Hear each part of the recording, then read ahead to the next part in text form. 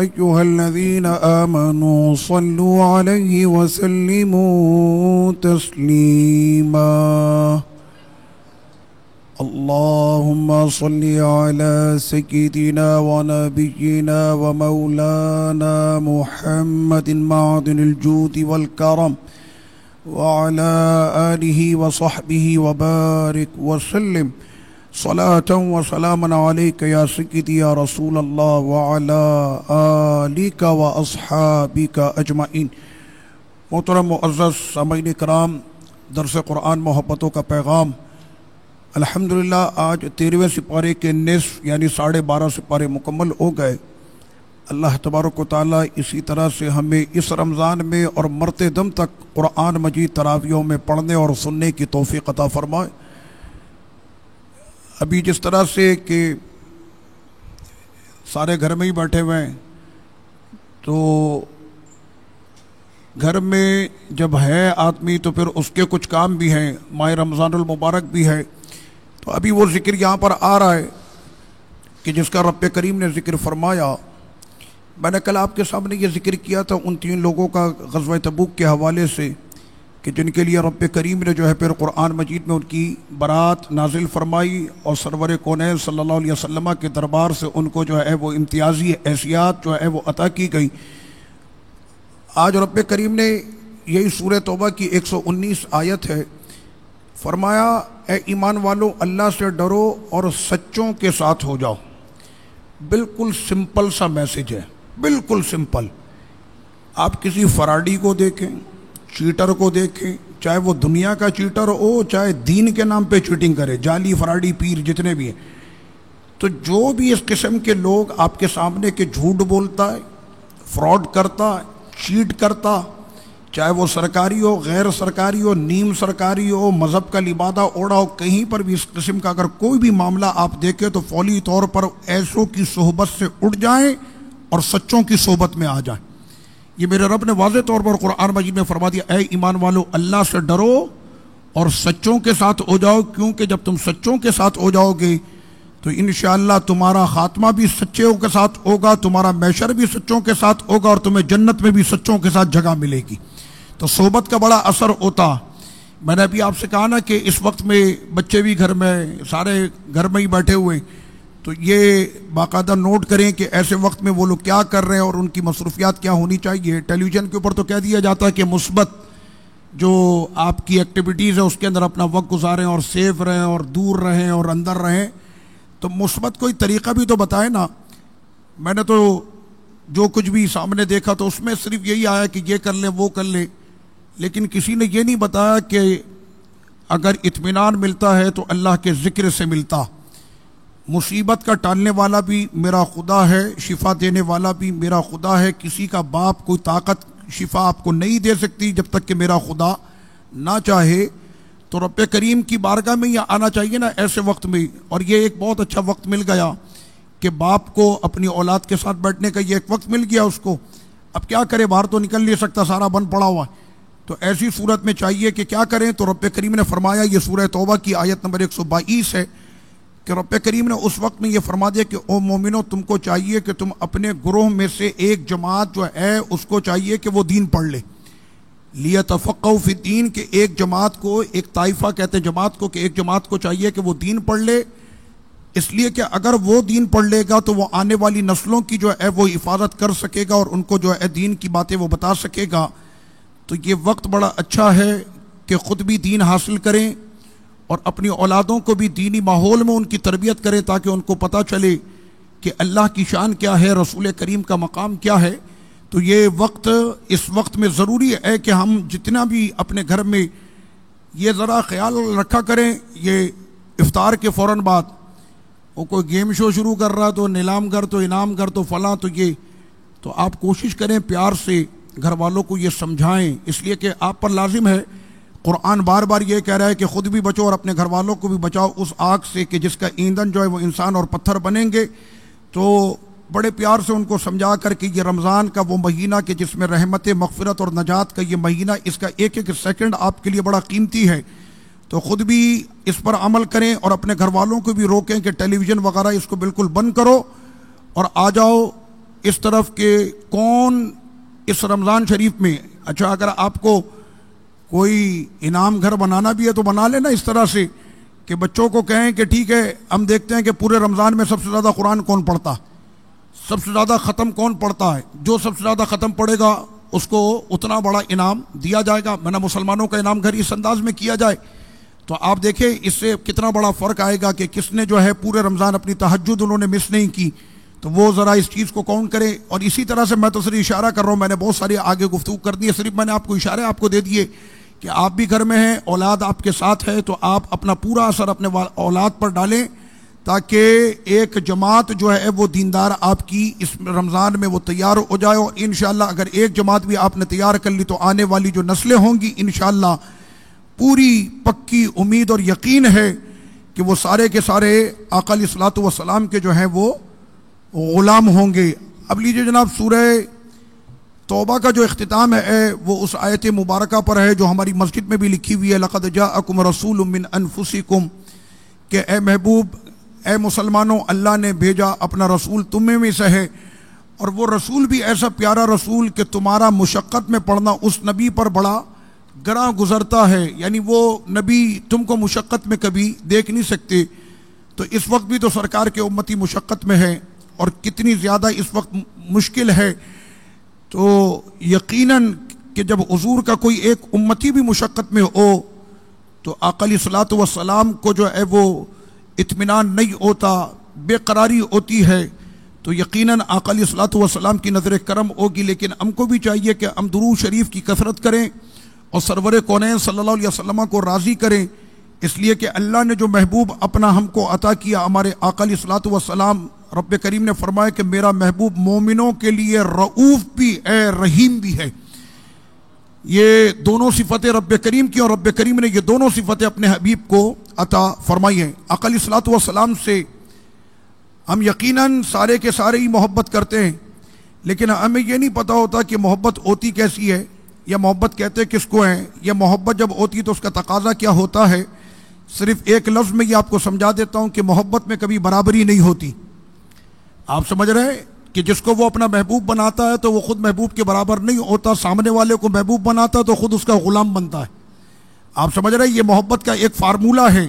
سیدنا صدیق اکبر رضی اللہ عنہ کہتے ہیں کہ جس وقت میں ہجرت کا یہ سفر تھا تو مجھے بہت زیادہ پیاس لگ رہی تھی، تو ایک جگہ پر میں نے بکری کا دودھ مانگا تو مجھ کو مل گیا، تو میں نے وہ آقا علیہ الصلوۃ والسلام کو پیش کیا، سرور کونین نے وہ دودھ پی لیا، پیاس کی شدت مجھے تھی لیکن آقا پیتے گئے اور میں سیراب ہوتا چلا گیا۔ تو یہ محبت کا تقاضا ہوتا ہے کہ جس سے محبت کی جائے وہ اس انداز میں محبت کی جائے۔ تو اس کے بعد پھر رب کریم نے فرمایا، سورہ توبہ کے بعد پھر سورہ یونس ہے، اور سورہ یونس میں رب کریم نے فرمایا کہ یہ قرآن مجید کے جو ہم نے آپ کو عطا کیا، آیت نمبر 57 ہے کہ اے لوگوں، آیا تمہارے پاس ایک نصیحت۔ یہ قرآن جو ہے یہ رب کی طرف سے نصیحت ہے، اس میں ایک نہیں، آپ کو متعدد مقام پر ملے گی نصیحتیں، بلکہ پورا قرآنی رب فرما رہا ہے کہ پورا قرآن کیا ہے، یہ نصیحت ہے۔ اب اس نصیحت کو جس نے لے لیا وہ دنیا میں بھی کامیاب اور وہ آخرت میں بھی کامیاب۔ کوئی بڑے سے بڑا چیمپئن بن جائے، پارلیمنٹ کا جو ہے وزیر بن جائے، وفاقی وزیر بن جائے، کچھ بھی بن جائے، اگر اس کو قرآن مجید کی تلاوت نہیں آتی، کبھی بھی اس پہ یقین نہیں کیجیے گا کہ یہ آپ کو ترقی کی منزل پر لے جائے گا، اس لیے کہ ترقی کی منزل یہ کتاب ہے، ترقی کی منزل یہ کتاب ہے۔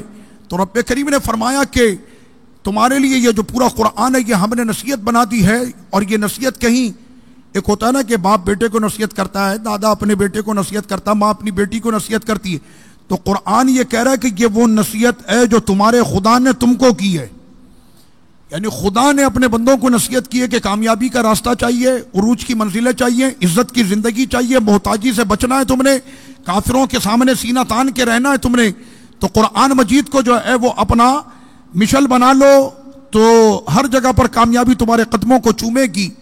فرمایا کہ یہ تمہارے رب کی طرف سے ہے، اور صرف یہ نصیحت ہی نہیں ہے، فرمایا وہ شفاء لما فی الصدور، یہ تو سینوں کے لیے شفا ہے۔ آپ کو پتا سینے کا ذکر کیوں کیا؟ اس لیے کہ جسم کے اکثر جو حساس حصے ہوتے ہیں وہ سینے میں ہوتے ہیں، تو رب نے فرمایا کہ قرآن کی کوئی سی بھی آیت، ڈاکٹر ہم کو نسخہ لکھ کر دیتا ہے نا تو بڑا غور سے ہم پڑھتے ہیں، سمجھ میں تو نہیں آتا، ڈاکٹر کی لکھائی جو ہے وہ میڈیکل والا ہی سمجھتا ہے، تو اس کو بھی بڑے غور سے پڑھتے، سمجھ میں نہیں آیا تو میڈیکل والے کہتے ہیں لکھ دینا بھائی، تو وہ کہتا ہے یہ نسخہ اس دوا ہے اور یہ علاج کے لیے فلاں نسخہ اور اس علاج کے لیے فلاں نسخہ۔ میرے رب نے فرمایا کہ پورا قرآن کی کوئی سی بھی آیت 6666 نسخے ہم نے تم کو دیے، یہ 6666 آیتیں، یہ 6666 نسخے ہم نے تم کو عطا کر دیے، کسی بھی مرض میں کوئی سا بھی نسخہ استعمال کر لینا شفا ہو جائے گی۔ یعنی پورا قرآنی جو ہے یہ سینوں کے لیے شفا ہے، اور اس میں ہدایت ہے، اس میں رحمت ہے مومنوں کے لیے۔ کس کے لیے ہے؟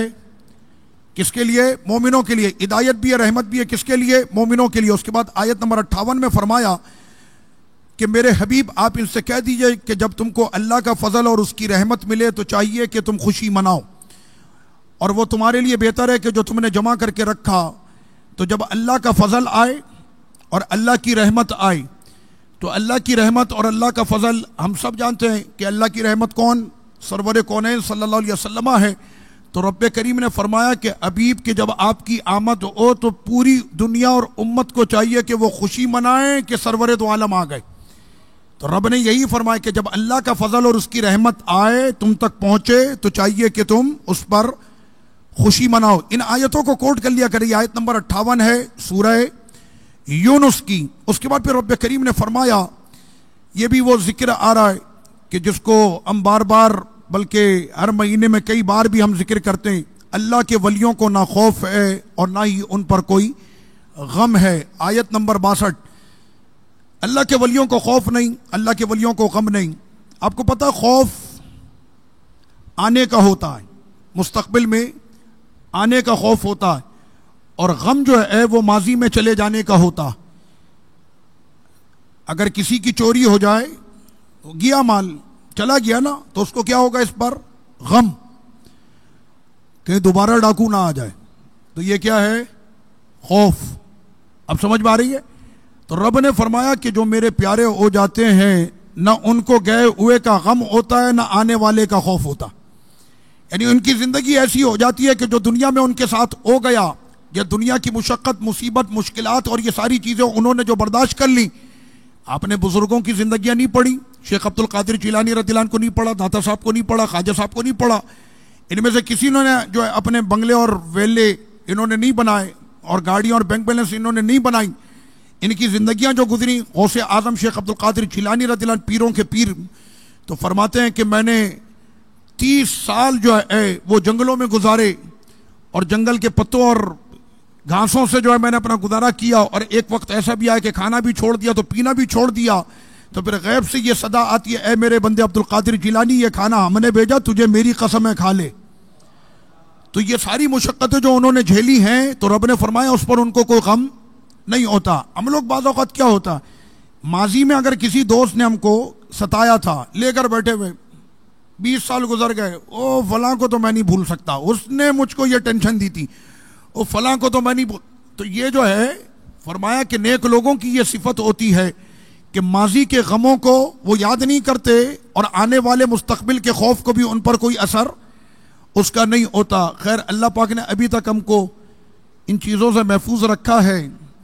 آپ خوف کی بات کرتے ہیں، ابھی ملک شام کی میں آپ کو بتاؤں کہ یہ جو کورونا کا معاملہ لے کر، تو وہاں پر کوئی کھڑا ہوا روڈ کے اوپر، کوئی صحافی کھڑا ہوا، تو اس نے وہاں پہ لوگوں سے پوچھا کہ آپ کورونا کے بارے میں کیا کہتے ہیں؟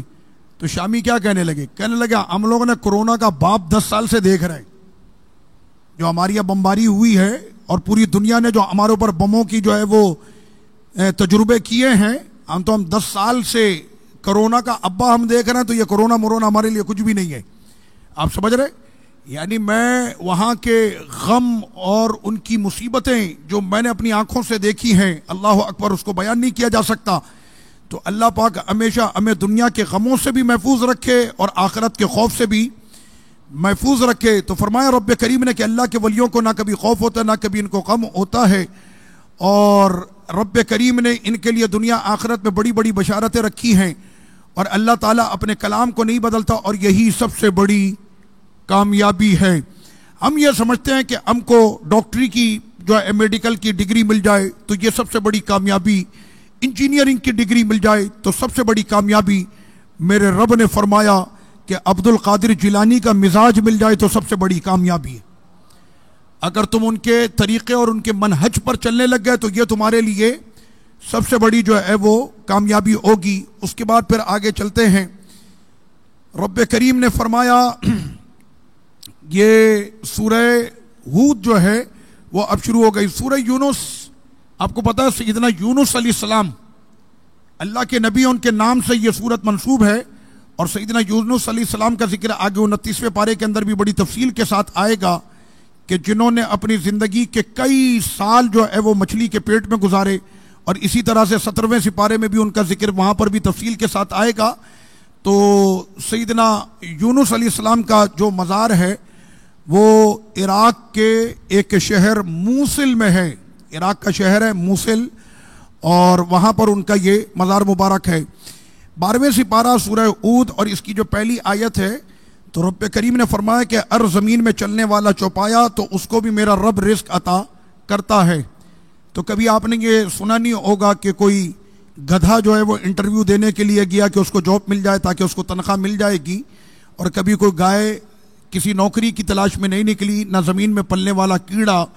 تو ہم لوگوں کو تو ہمیشہ سے یہی کہا گیا کہ روٹی کپڑا مکان تم کو دیا جائے گا، میرے رب نے فرمایا کسی کا ابا بھی نہیں دے سکتا، یہ کام ہمارا ہے، اور ہم نے وعدہ کیا اپنے بندوں کو رزق دیں گے۔ تو زمین میں چلنے والے چوپائے اور مٹی کے اندر رینگنے والے کیڑوں کو جب وہ رزق عطا کرتا ہے تو اشرف المخلوقات انسان کو کیوں نہیں عطا کرے گا؟ اور نہ صرف اشرف المخلوقات بلکہ جو کلمہ پڑھنے والے، توحید اور رسالت پر ایمان رکھنے والے، اور اپنے ماتھے کو سجدے میں رکھ کر، اپنے ماتھے کو زمین پر رکھ کر اپنے خدا کے لیے وہ کہتا ہے کہ میرے خدا سے زیادہ کائنات میں کوئی بھی آلہ ہے ہی نہیں، تو میرا خدا اس پر کیوں نہیں کرم کی بارش کرے گا؟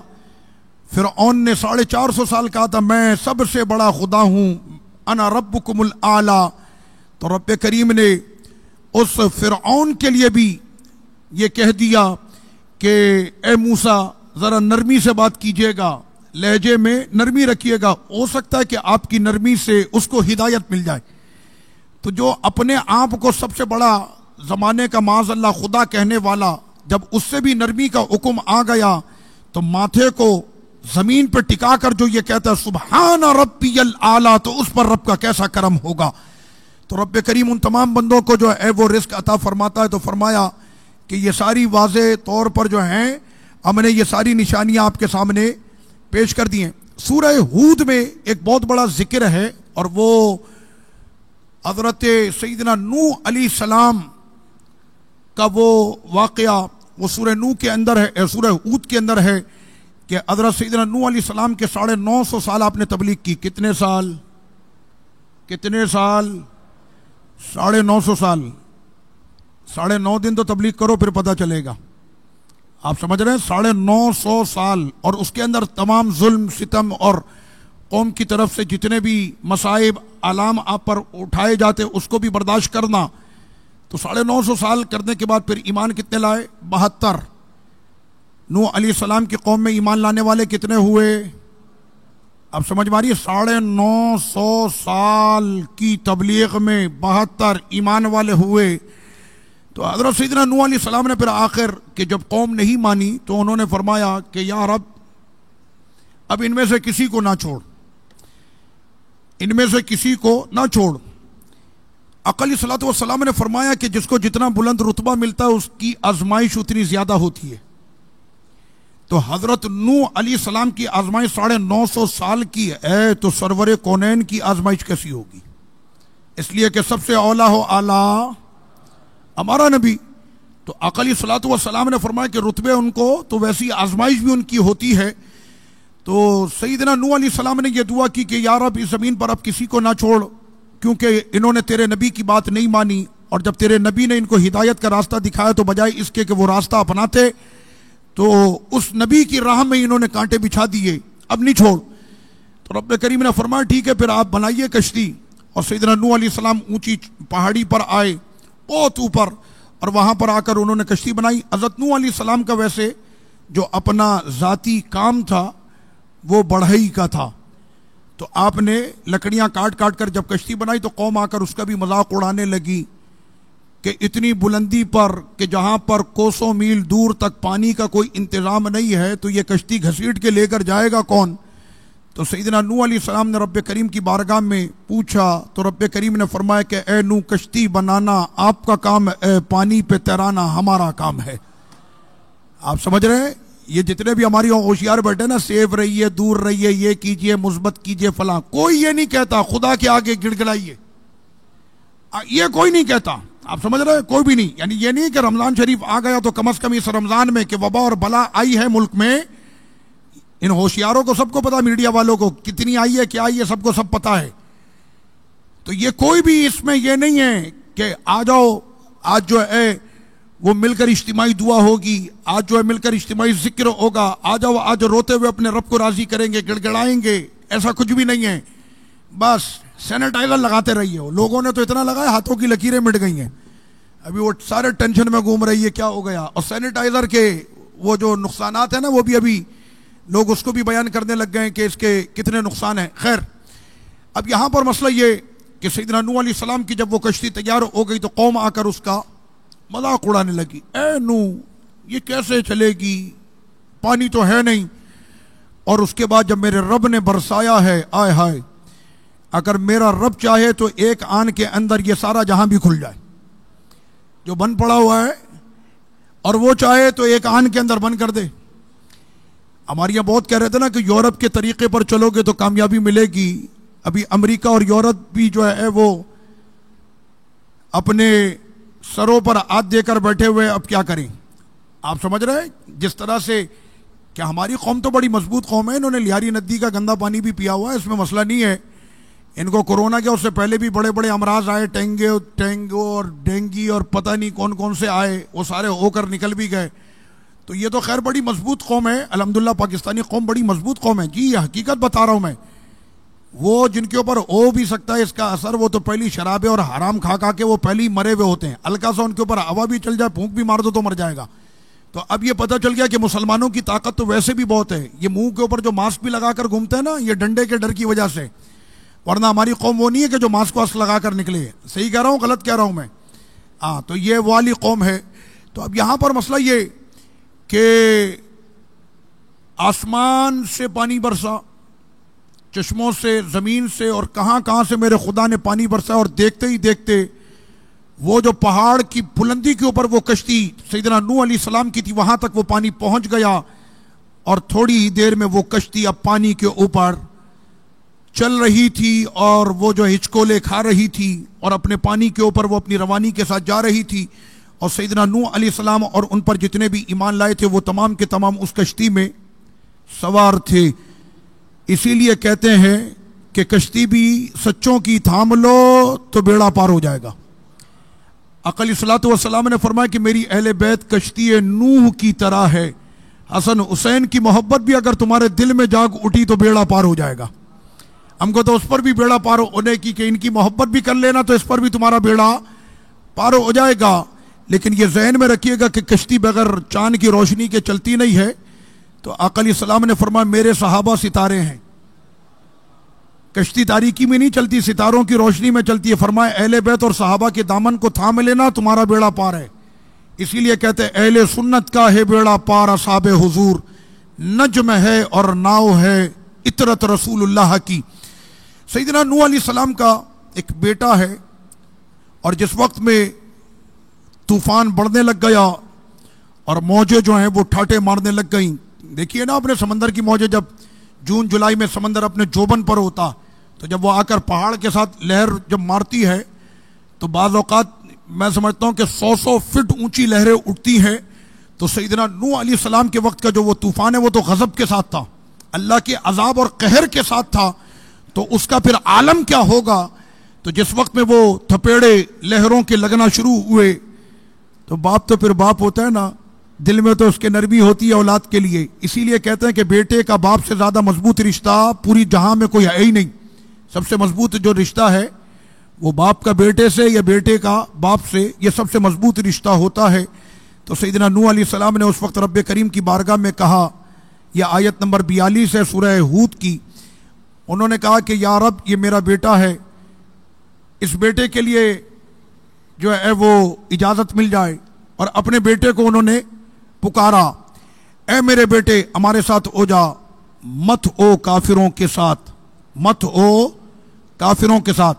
اللہ کے نبی رسول وہ اپنے بیٹے کو یوں نصیحت کر رہے ہیں، اے میرے بیٹے میرے ساتھ کشتی میں سوار ہو جا، ہمارے ساتھ آ جا، کافروں کے ساتھ مت ہونا۔ ہمیں بھی اس طرح سے نبی کے گھر کے طرز کو ہم نے سیکھنا چاہیے، اور یہ دیکھنا چاہیے کہ ہمارے بچے کی بیٹھک کن لوگوں کے ساتھ ہے، اسکول میں، کالج میں، یونیورسٹی میں، کام پہ اگر وہ جاتا ہے، اور ہلکا سا بھی اگر آپ کو شک ہو جائے تو اس میں پھر شرمانے کی ضرورت نہیں، اس کو ببانگے توہل بالکل پیار سے آپ نے سمجھا دینا ہے کہ اے بیٹا آ جا، اپنے گھر والوں کے ساتھ اپنے باپ کے عقیدے نظریے پر آ جا، اور مت او بے ایمانوں کے ساتھ۔ اس میں کوئی جھجک کی بات نہیں ہے، اس لیے کہ ایمان سلامت ہوگا تو آپ کا بھی بیڑا پار ہوگا۔ وہ کیسے؟ بیٹے نے کہا، آیت نمبر 43، کہنے لگا قال سآوی الی جبل یعصمنی من الماء، تکبر میں کہنے لگا کہ مجھے یہ جو اونچا پہاڑ ہے، ابھی میں اس پہ چڑھ جاتا ہوں، یہ پہاڑ مجھ کو بچا لے گا۔ میرے خدا نے فرمایا لا عاصم اليوم، آج تجھے کوئی بھی نہیں بچا سکے گا۔ تو خدا کو چیلنج کر رہا ہے، آج تجھے کوئی بھی نہیں بچا سکے گا۔ ہمارے یہاں بھی ہوشیار سمجھا رہے ہیں، کہہ رہے ہیں کورونا وبائی مرض ہے۔ کیا ہے؟ وبائی مرض ہے۔ ہر چینل پر یہی چل رہا ہے، کورونا سے ڈرنا نہیں، لڑنا ہے۔ میں نے کسی کے باپ میں ہے کہ وبائی مرض سے لڑ لے؟ کوئی لڑ سکتا ہے؟ وبائی مرض وہی ہوتا نا کہ اللہ کی طرف سے عذاب آ گیا، اے کسی میں طاقت کہ وہ لڑ سکتا ہے؟ معاذ اللہ۔ تو ایسے وقت میں تو انسان کو ہاتھ جوڑ کر گڑ گڑا کر رب کریم کے حضور دعا کرنی چاہیے کہ یہ مالک اگر یہ مرض واقعی میں تیری طرف سے اور وبا ہے یہ، تو اے مالک اس وبا سے ہمیں بھی محفوظ فرما، ہمارے بچوں کو بھی محفوظ فرما، تمام امت مسلمہ کو محفوظ فرما، اس لیے کہ تیری حفاظت کے بغیر ہماری حفاظت کرنے والا کوئی بھی نہیں ہے، نہ سینیٹائزر ہے نہ کچھ ہے۔ کہنے لگے گھروں کے اندر سیف ہو جاؤ تو وہاں پر تمہاری جان بچ جائے گی، اور مسجدوں کو بند کر دیا جائے۔ میں نے کہا اگر اللہ کے گھر میں بندہ سیف نہیں ہے تو پھر دنیا کے کسی گھر میں سیف نہیں ہے۔ اگر مسجد میں اس کو حفاظت نہ ملے تو پھر اس کو کہاں پر حفاظت ملے گی؟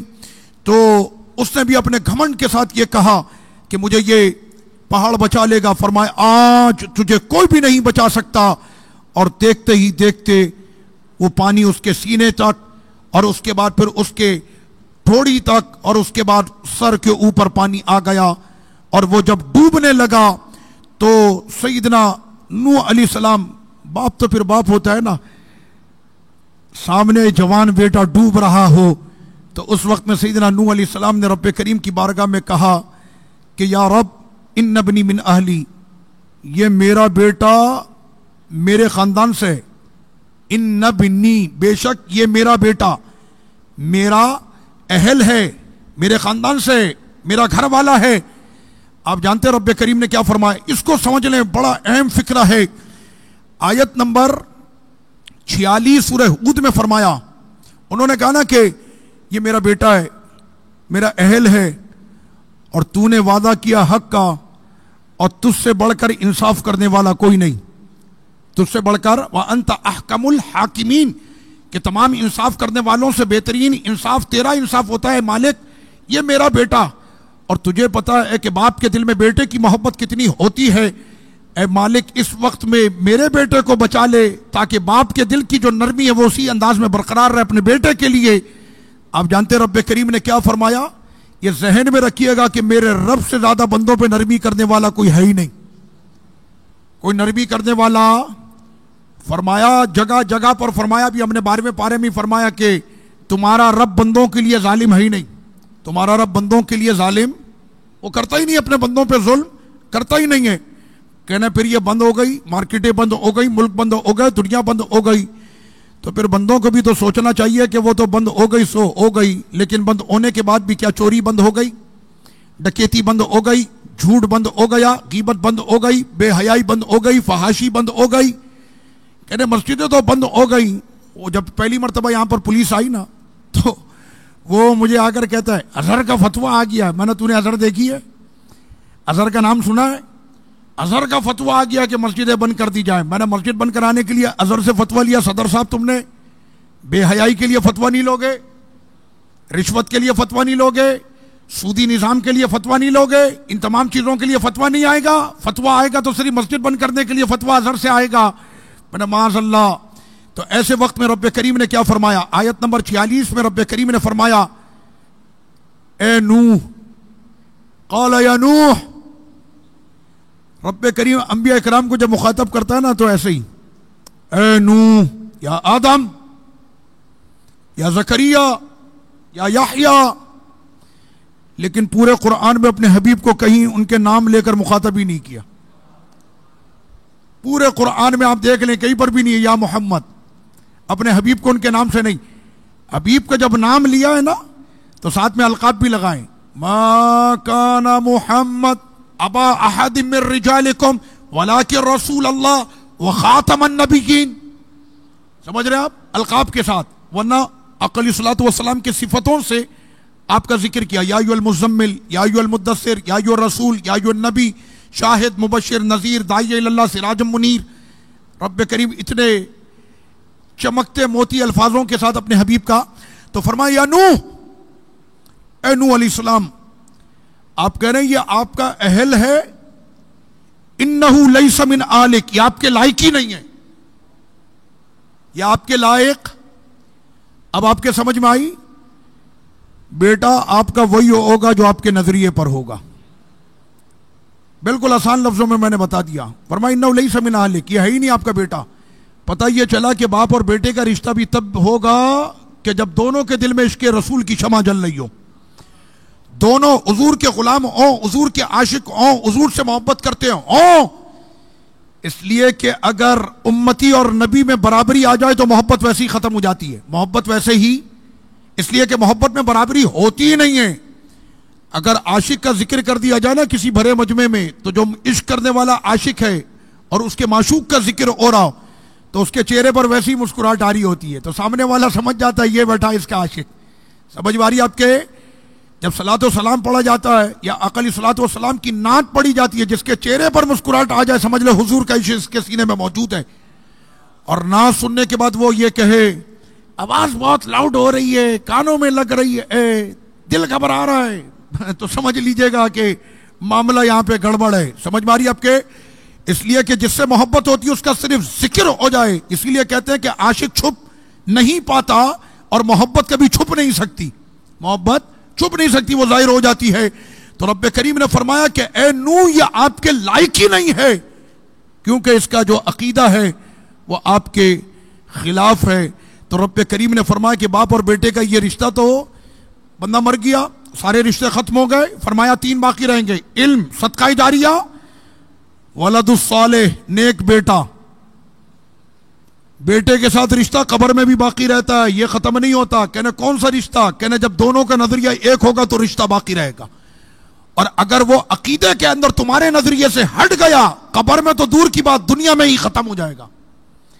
تو وہی بیٹے اپنے باپ کی قبر پر یاسین شریف پڑھتے ہیں، سویم اور چیلم کا انتظام وہی کرتے ہیں کہ جن کے دلوں میں سرور کونین صلی اللہ علیہ وسلم کا عشق بیدار ہوتا. حضرت نوح علیہ السلام کو جب رب کریم نے فرمایا کہ یہ آپ کے لائق نہیں، انہ عمل غیر صالح، اس کے عمل اچھے نہیں. اور یہاں پر عمل سے مراد ایمان ہے، عمل سے مراد نظریہ ہے، عمل سے مراد عقیدہ ہے. تو آپ ایسی چیز کا سوال نہ کریں کہ جس کا علم آپ کو نہ ہو. تو انہوں نے جانتے کیا کہا؟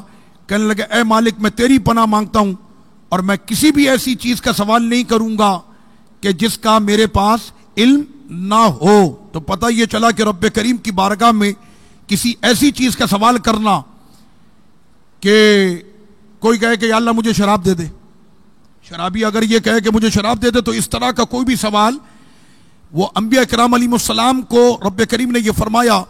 تو امت کو چاہیے کہ وہ اس قسم کی کوئی بھی گفتگو رب کریم کی بارگاہ میں، یہاں تک کہ جب وہ دعا بھی مانگے، توجہ کرے، یہاں تک کہ دعا بھی مانگے تو ادب کے ساتھ دعا بھی مانگے ادب کے ساتھ. آپ سمجھ ماریے، اس کے اندر کوئی بھی اس طرح کا معاملہ نہیں ہونا چاہیے. وہ دعا مانگ رہے ہیں، ٹیلی ویژن پر بیٹھے ہوئے ہیں. اچھا قوم بھی ہماری ایسی نادان ہو گئی، آپ کہتے ہیں کم علم ہو گئی، اللہ کی شان کا ان کو نہیں پتا. او یار مولوی صاحب بہت رو رو کے دعا مانگ رہے، یا اللہ آ کے جھاڑو لگا دے، یا اللہ اس فتنے کو دور کر دے، آگ کو بجھا دے، یا اللہ جھاڑو پھیر دے.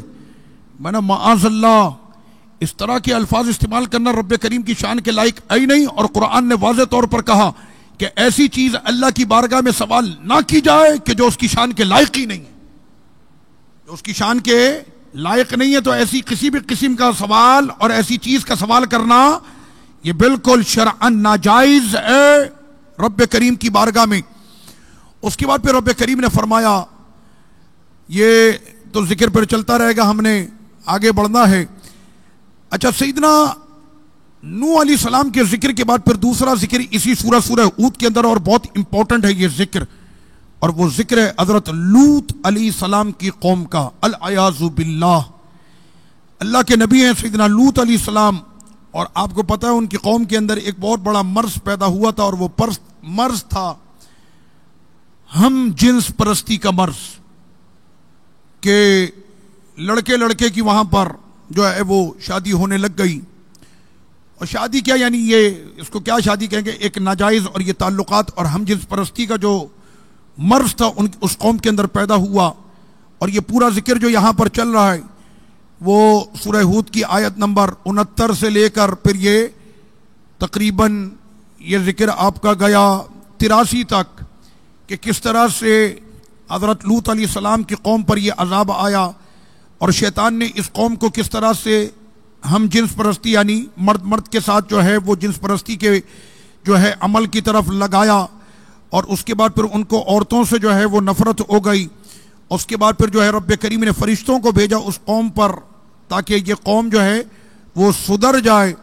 تو وہ جب حسین چہروں والے فرشتے وہاں پر حضرت لوط علیہ السلام کے پاس آئے تو انہوں نے یہ دیکھ لیا، تو وہ سارے کے سارے سیدنا لوط علیہ السلام کے گھر کو انہوں نے گھیر لیا۔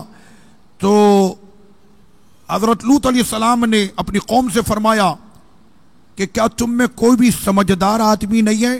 یہ بڑا پیارا لفظ، الیس منکم رجل الرشید، کیا تم میں کوئی بھی سمجھدار مرد ہے نہیں، سمجھدار انسان نہیں ہے؟ میں تم کو سمجھا رہا ہوں، تبلیغ کر رہا ہوں، اور میرے آئے ہوئے ان مہمانوں کی طرف، اس لیے ان کو تو نہیں پتا یہ کون ہے، حضرت لوط علیہ السلام کو پتا فرشتے آئے ہوئے اور ابھی ان کا بیڑا غرق ہونا ہے، لیکن اس وقت تک اللہ کا نبی آخری مرحلے تک اپنی قوم کو وہ سمجھاتے رہے کہ اپنی اس غلط حرکت سے اور اپنی جو ہے یہ مرض سے تم لوگ باز آ جاؤ۔ لیکن انہوں نے چونکہ وہ بالکل اس معاملے کے اندر وہ پڑے ہوئے تھے، اور جس وقت میں فرشتے آئے حضرت لوط علیہ السلام کے پاس تو انہوں نے آ کر جو ہے وہ سلام کیا، اور سلام کس انداز میں کیا کہ ہم اللہ کی طرف سے اس کا حکم لے کر آئے ہیں۔ آیت نمبر 73، اللہ کی رحمت ہو اور اس کی برکتیں ہوں علیکم اہل البیت، اے نبی کے گھر والوں، اہل بیت، آپ سب پر اللہ کی رحمت اور اس کی برکتیں ہوں۔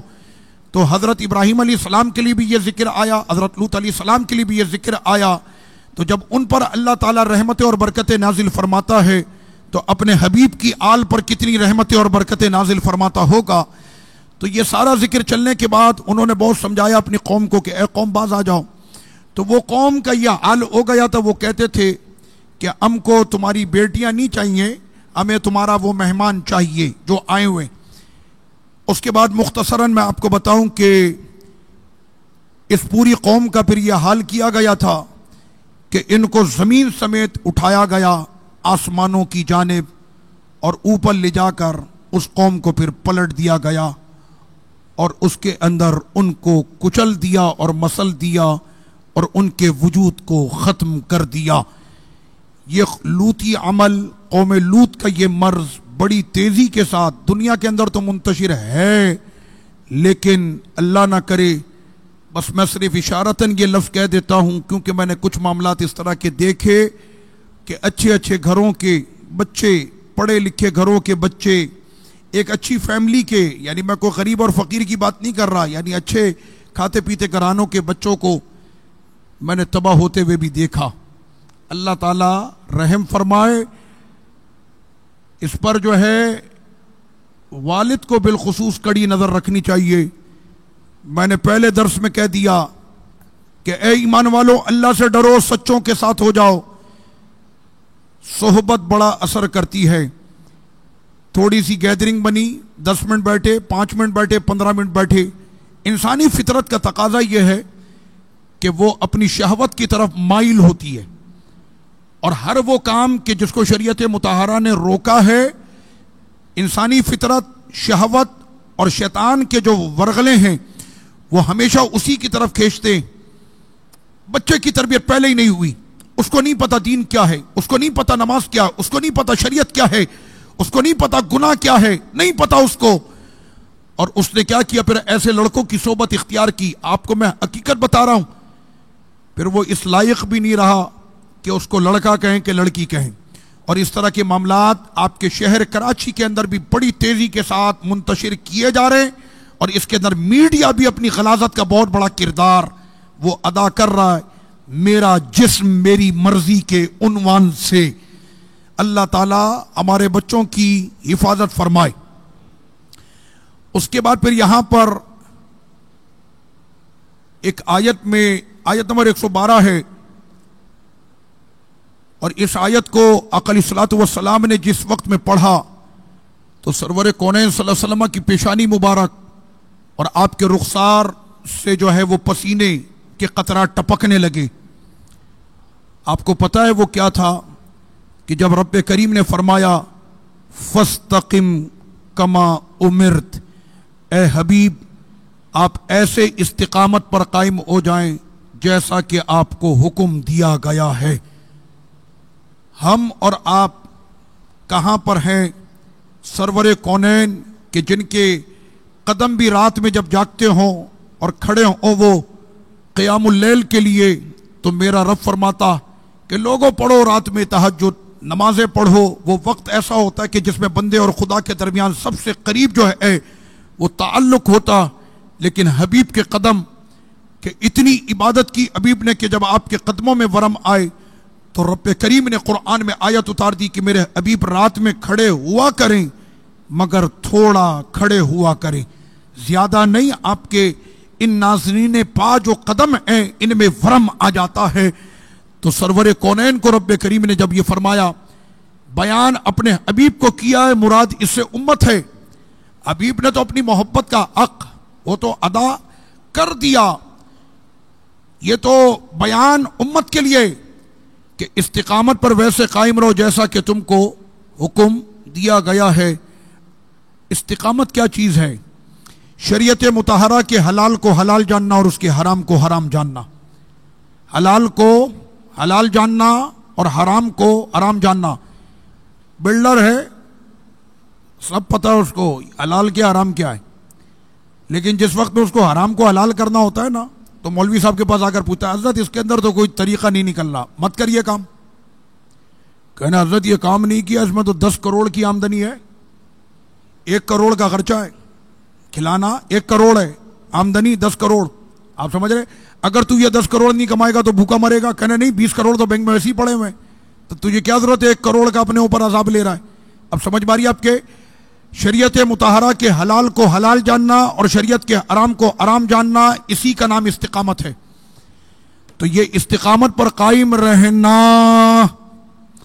ہر ایک ذمہ دار کو اپنی ذمہ داری پر قائم رہنا۔ ہمارے یہاں تو کرپشن بہت زیادہ ہو گئی ہے نا، ہر ادارے میں کرپشن ہے، ہر جگہ کرپشن۔ میں نے کہا سب سے پہلے مسجد، مدرسے، آستانے، پیرخانے، یہاں سے کرپشن ختم کرو۔ اگر یہاں سے کرپشن ختم ہو گئی نا تو پھر ہر جگہ پر کرپشن ختم ہو جائے گی۔ میں بالکل واضح بولتا ہوں، اندرون سندھ وغیرہ میں کیا، وہاں پہ بہت سارا پیر اور یہ سارے نظام بہت سارے بنے ہوئے، تو آپ یقین کریں جان کے لالے پڑ گئے تھے، وہاں پہ بول دیا تھا میں نے۔ تو کرپشن کو ختم کیا جائے، اپنی مسئولیت اور ذمہ داری جس کا آپ نے ذمہ لیا اس کو آپ نے ادا کرنا ہے۔ جس دن آپ اپنے وجود میں سچے ہو گئے تو کوئی بھی جھوٹا آپ کے سامنے کھڑا نہیں رہ سکتا۔ ہم کیوں مار کھا جاتے ہیں؟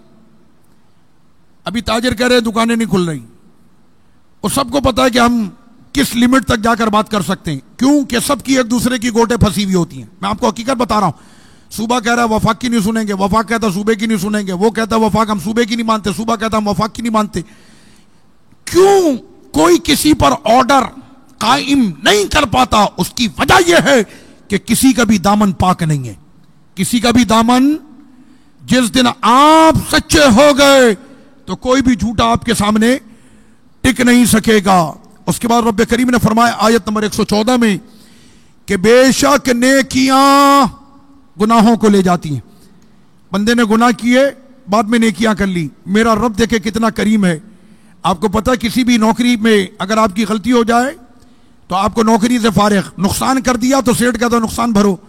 میرا خدا کہتا ہے کہ میرے دربار میں تو نے جتنے بھی گناہ کر دیے کچھ نیکیاں کر لینا, ان نیکیوں کا ثواب تو دوں گا, ساتھ میں جو پرانے گناہ تھے ان کو بھی مٹا دوں گا. کیسا کرم کرنے والا مالک ہے. فرمائے ان الحسنات یذھبن السیئات, بے شک نیکیاں گناہوں کو لے جاتی ہیں, بالکل اکھاڑ کر لے جاتی. آیت نمبر 120 سورہ ہود. اے حبیب ہم آپ سے انبیاء کا ذکر کرتے ہیں, انبیاء کا ہم آپ سے ان کی زندگیوں کا ذکر کرتے ہیں. ابھی ذکر ہوا حضرت نوح علیہ السلام کا, حضرت لوط علیہ السلام کا, حضرت یونس علیہ السلام کے, یہ سارے ذکر ہوئے. تو رب کریم نے فرمایا کہ یہ ذکر ہم انبیاء کرام کے آپ سے اس لیے کرتے ہیں کیونکہ ہمارے رسولوں کا ذکر آپ کے دل کو مضبوط کرے گا.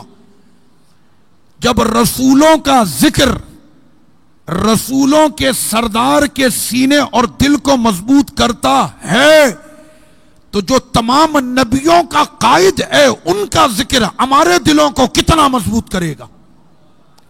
اس وجہ سے کہا جاتا ہے کہ حضور کا ذکر جتنا زیادہ ہو سکے اتنا زیادہ ذکر اپنے گھروں میں, اپنے دفتروں میں, اپنی مسجدوں میں, اپنی محفلوں میں کرو. سرکار کا ذکر جتنا زیادہ ہوگا انشاءاللہ دل مضبوط ہوں گے, اور جن کے دل مضبوط ہوں گے ان پر کورونا نہیں, کورونا کا باپ بھی اثر نہیں کر سکتا.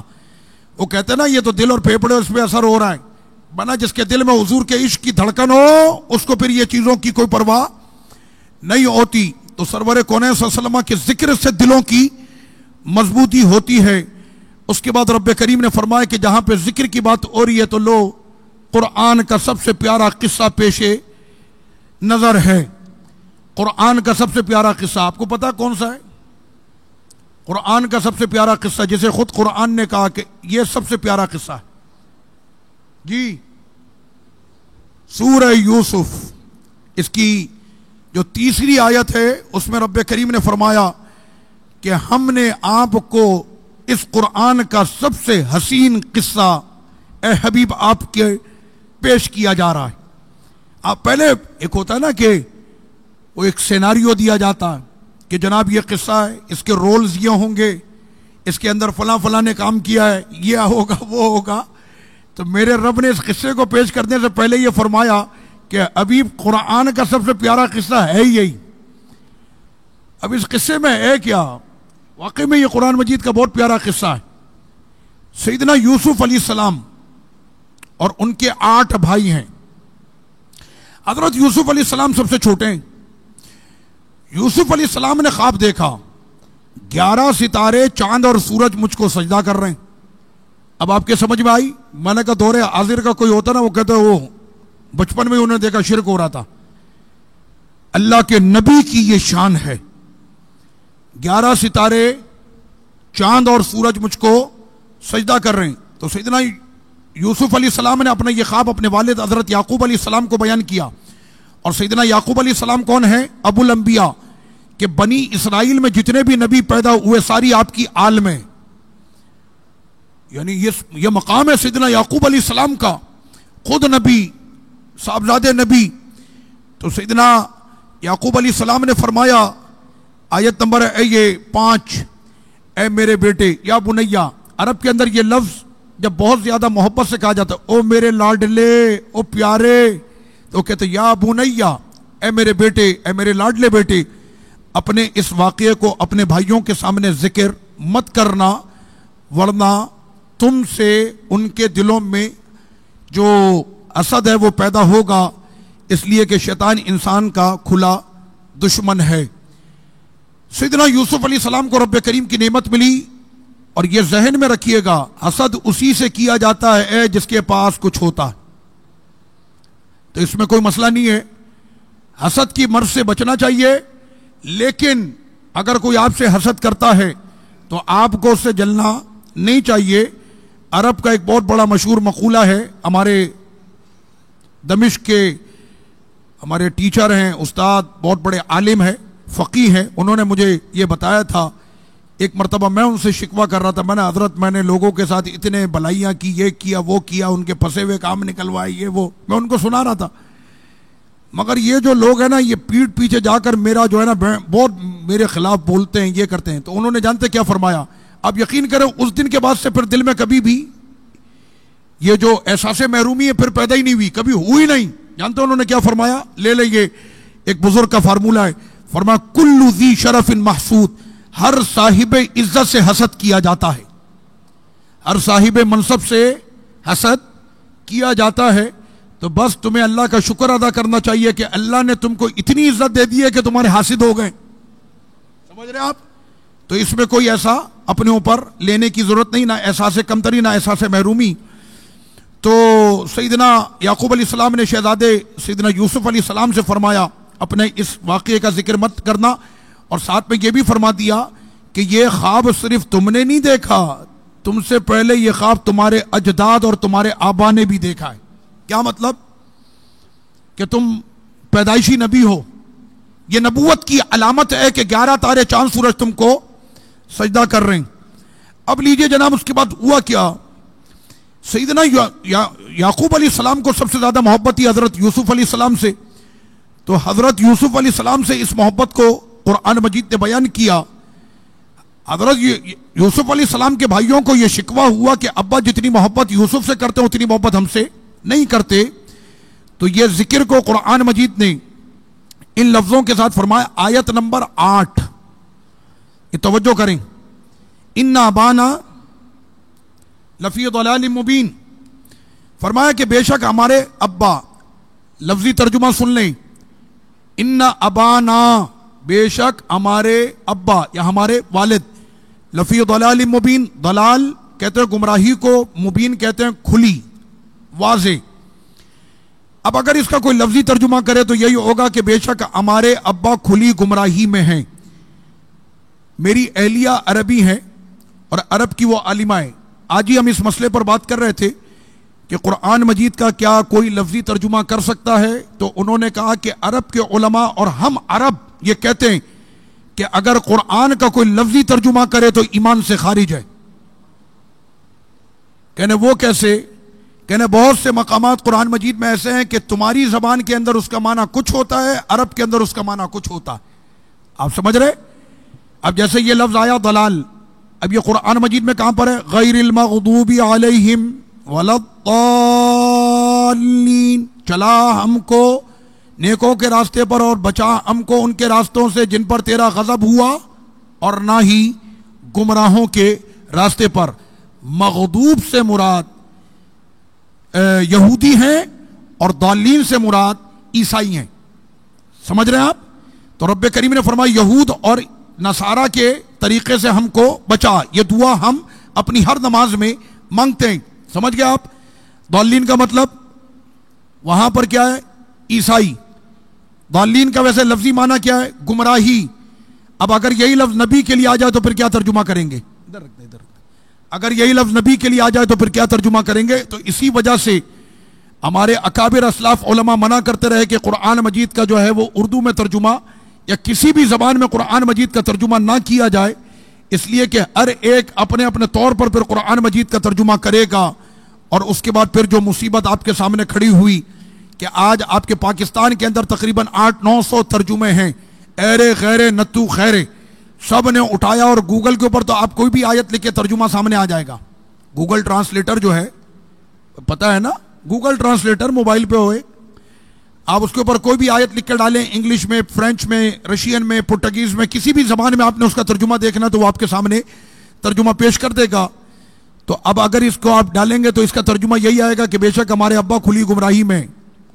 لوگوں نے پھر معاذ اللہ یہی ترجمہ کیا. اللہ کے نبی کے لیے لفظ گمراہ اور گمراہی کا استعمال کرنا معاذ اللہ. مسجد کے امام کا بیٹا بھی اگر باہر جا کر کہہ دے نا ہمارے ابا گمراہ ہیں، قوم کہے گی بھاگو. اور جب بیٹا ہی کہہ رہا ابا گمراہ ہے تو وہ جو پوری امت کا نبی، اور نبی صرف ایک امت کا نہیں بلکہ نبیوں کا والد، خود نبی کہ سارے نبی جن کی آل میں ہوں ان کے لیے یہ لفظ استعمال ہونا، اگر جان کر کسی نے یہ ترجمہ لکھا اور یہ ترجمہ جان کر کسی نے پڑھا بغیر کسی شک کے ایمان سے خارج ہے. پھر اس کا ترجمہ کیا ہوگا؟ اس کا ترجمہ امام اہل سنت اعلی حضرت مولانا شاہ امام احمد رضا خان فاضل بریلوی رحمۃ اللہ علیہ نے کیا، اور بہت آسان لفظوں میں کیا، اِنَّا أَبَانَا لَفِي ضَلَالٍ مُبِينٍ۔ ترجمہ کرنے والوں نے کیا بے شک ہمارے ابا کھلی گمراہی میں ہیں۔ اعلیٰ حضرت نے ترجمہ کیا بے شک ہمارے والد صراحتاً یوسف کی محبت میں ڈوبے ہوئے ہیں۔ اب سمجھ میں آئی آپ کے یہ ترجمہ امام اہل سنت نے یہاں پر کیا ہے، اس لیے کسی کو نہیں پتا یہ عربی ہے، کلام میرے خدا کا ہے اور مراد میرا خدا جانتا۔ لفظی ترجمہ اس کا کوئی بھی کرے گا تو اس کا بیڑا غرق ہوگا اور ایمان سے وہ خارج ہوگا۔ اب لیجئے جناب، انہوں نے پھر ایک پلان بنایا، وقت ہو گیا ہے، انشاءاللہ تعالیٰ پھر اس موضوع کو آگے لے کر چلیں گے۔ میں بڑی کوشش کرتا ہوں کہ ہم تیزی کے ساتھ آگے بڑھے، تو ابھی چند ہی آیتیں ہوتی ہیں تو اس کے اندر گھنٹہ پورا ہو جاتا ہے۔ اللہ پاک ہم سب کو قرآن مجید کی ان پیاری پیاری آیتوں پر عمل کی توفیق عطا فرمائے۔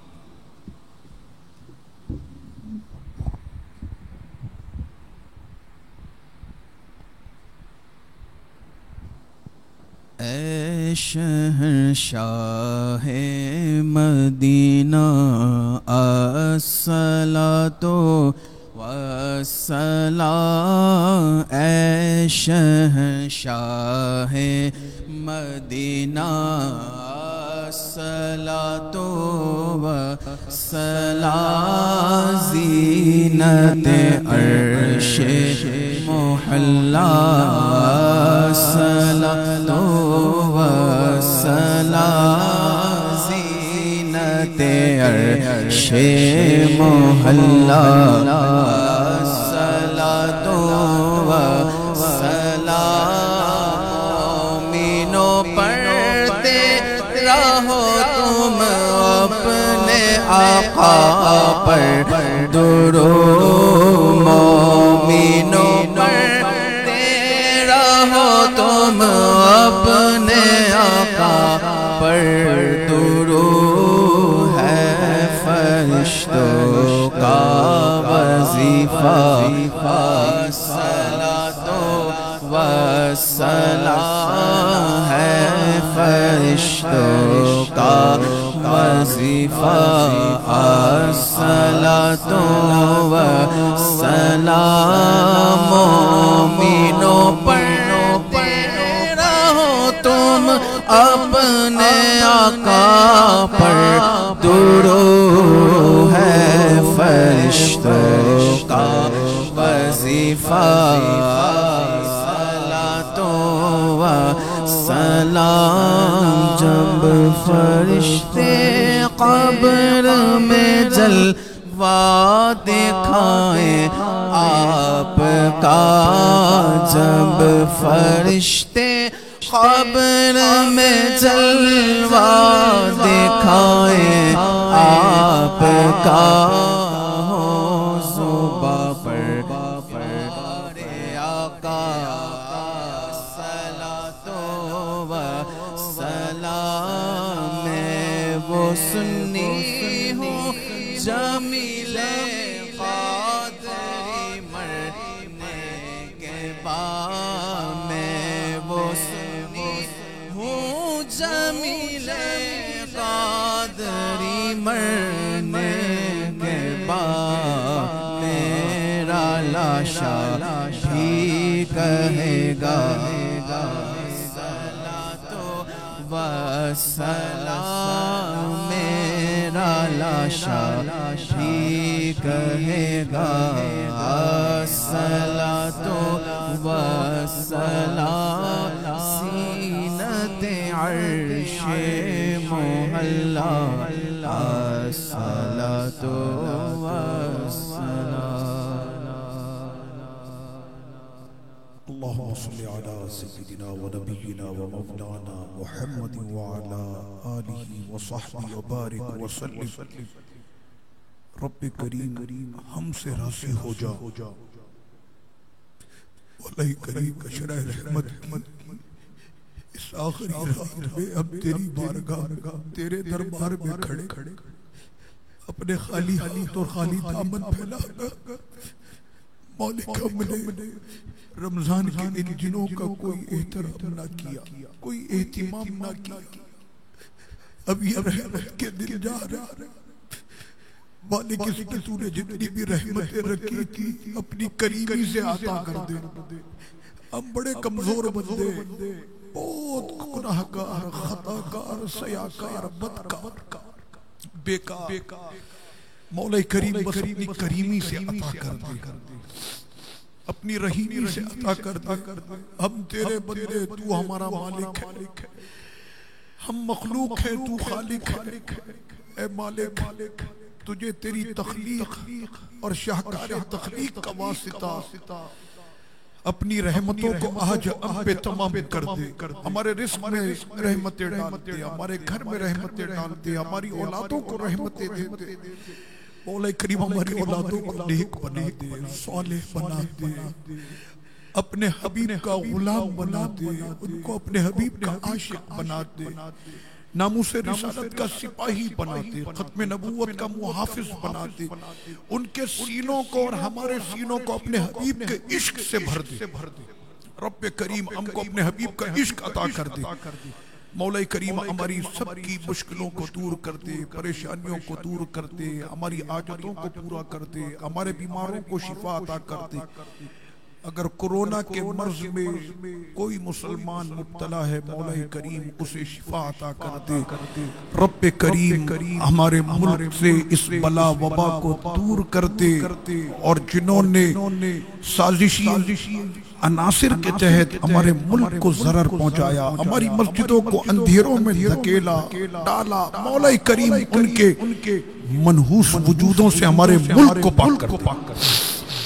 رب کریم ہم پر اپنا فضل کر دے۔ یہ توحید اور رسالت کا کلمہ پڑھنے والے، تیرے بارگاہ میں اپنی پیشانی کو رکھنے والے مالک، ہاتھ اٹھا کر تیری بارگاہ میں اس تمنا کے ساتھ کھڑے کہ آج ہمارا مالک ہماری بخشش کرے گا۔ اس سے پہلے کہ رحمت کی یہ رات ختم ہو، مولا تجھے تیری رحمت کا واسطہ اور رحمت للعالمین کا واسطہ آج کی رات میں ہم سب کو جہنم سے نجات کا مژدہ عطا کر دے۔ ہماری دعاؤں کو اپنی بارگاہ میں قبول فرما، اپنے حبیب کے صدقے قبول فرما، اور ہمارے دوبارہ ہماری مسجدوں کی رونقوں کو پھر دوبارہ سے ویسے ہی آباد کر دے۔ فجر میں، ظہر میں، عصر میں جو ہماری یہاں پر محفلیں سجتی تھی، مولا ان محفلوں کو پھر دوبارہ سے آباد کر دے۔ ہماری دعاؤں کو اپنی بارگاہ میں اپنے حبیب علیہ الصلوۃ والتسلیم کے صدقے قبول فرما۔ وصلی اللہ وسلم علی سیدنا محمد وعلی آلہ وصحبہ اجمعین برحمتک یا ارحم الراحمین۔ یہ درس جو ہے وہ فیس بک پر، ہمارے پیج پر آپ گھر پہ بھی سن سکتے ہیں، اور آپ کے گھر میں جو خواتین ہوں یا جو افراد یہاں مسجد تشریف نہیں لاتے، ان کے لیے آپ یہ یاد رکھ لیں، facebook.com/isufism isufism کے ٹائٹل سے یہ آپ کو فیس بک پہ پیج ملے گا۔ اس کو آپ ریپیٹ ٹیلی کاسٹ بھی گھر جا کر اس پیج سے ڈاؤن لوڈ کر کے سن سکتے ہیں۔ isufism ISUFISM۔ جزاکم اللہ خیراً۔